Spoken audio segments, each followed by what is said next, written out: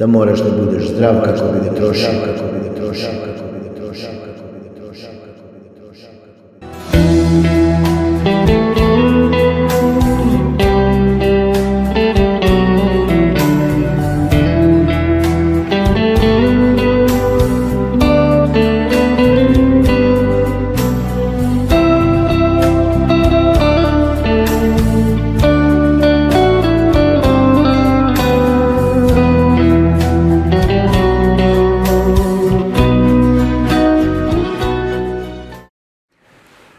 Volimo Francusku samo onoliko koliko ona voli nas.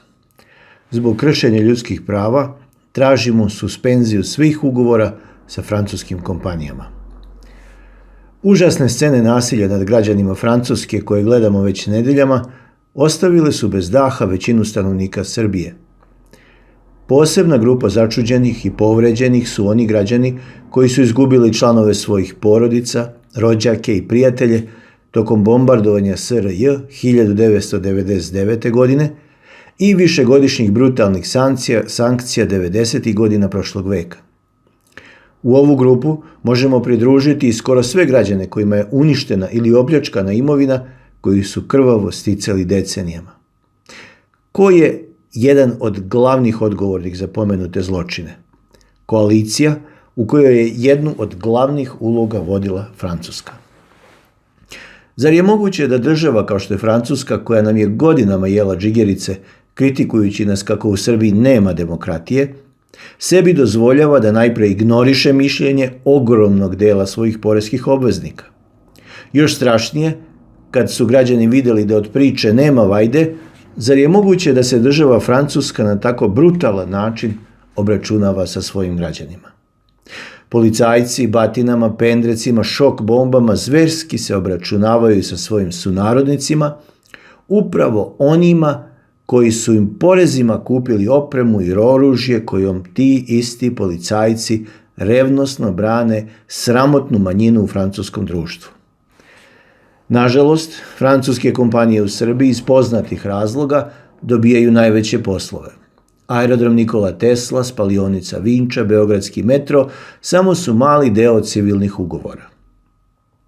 A za potrebe odbrane Srbije od francuskih kompanija režim je kupio rakete Mistral, a trenutno pregovara o kupovini borbenih aviona Rafale, mada je ta ista Francuska bila agresor pre nepune 2 decenije.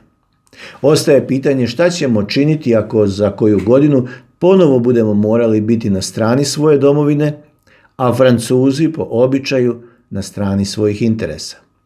Skupo plaćeno naoružanje će postati neupotrebljiva gožđurija. Treba priznati da se na taj način sprečava buduća vlast da nabavi upotrebljivo naoružanje, jer će biti pritisnuta nepovoljnim ugovornim obavezama i dugovima za neupotrebljiva borbena sredstva.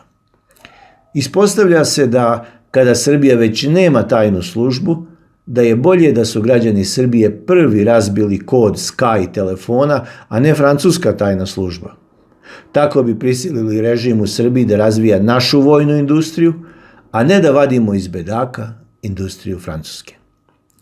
Vreme je da se zapitamo koje posljedice po naše društvo može imati saradnja sa državom i kompanijama koje dolaze iz države gde se dešavaju scene tako brutalnog obračuna sa građanima koji se demokratski ne slažu sa politikom vlasti. Šta će biti sa našom državom i narodom ukoliko ne udovoljimo francuskim zahtevima i željama? Da li će i nas tretirati kao što tretiraju svoje građane? Da li će politička, privredna i vojna saradnja sa ovako brutalnim demokratijama smetati našim preduzećima na tržištima trećih zemalja? Kako će našu saradnju gledati države Afrike koje su uništene pljačkom francuskih kolonijalnih trupa i kompanija? Saveznik Francuske je automatski neprijatelj velikog broja država i tržišta u Africi, Bliskom istoku, Aziji, Južnoj Americi. Naše kompanije veoma lako mogu biti kažnjene gubitkom pristupa veoma potentnim i velikim tržištima. Dodajem i moralni aspekt problema saradnje sa režimom u Francuskoj. Našim novcem iz poslova koje dobijaju u Srbiji, režim u Parizu delom plaća opremu i policajce kojim nehumano tretiraju svoje građane. Na sve treba dodati da francuskim kompanijama dajemo javne radove koje po definiciji služe za razvoj srpskih firmi i zapošljavanje domaće radne snage. Da jad bude još veći, poslove koje dajemo francuskim kompanijama višestruko preplaćujemo u odnosu na njihovu realnu vrednost. Sve to pokrivamo kreditnim zaduženjem kod banaka, u kojima veliki udeo ima francuski kapital koji ima sve više novca jer je svet shvatio prevaru. Režim građane Srbije zadužuje i uništava kako bi smirivao socijalnu krizu u Francuskoj. Do sada smo gledali, a nismo htjeli da vidimo, kako se francuska demokratija ponaša prema ljudskim bićima u Africi. Sada Afrika postaje tržište koje se otvara za strane kompanije i u toj budućoj podeli neće biti mjesta za one koji su ih ubijali, sekli im šake, prodavali ih kao robove ili im i dalje naplaćuju kolonijalni porez. Države kolektivnog zapada, a među njima i francuski režim, Srbiji su proteklih 30 godina neprestano spočitavale nedostatak demokratije i tržišta. Ispostavilo se da su upravo te države glavni generatori razaranja demokratije i tržišta u Srbiji, i to po pravilu kada su njihovi državni interesi u pitanju, to jest interesi njihovih kompanija.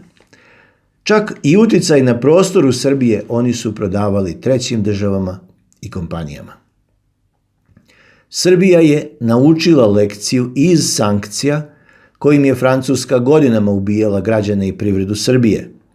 Bombardovanjem 1999. godine, koje su nazvali milosrdni anđeo, gle neviđene ironije i cinizma, ubili su na hiljade građana Srbije, proglasivši ih za kolateralnu štetu i razorili, po znacima navoda, vojne objekte za koje su proglasili bolnice, škole, kuće, stambene zgrade, trafostanice, mostove, puteve, tunele, vodovode, pošte itd.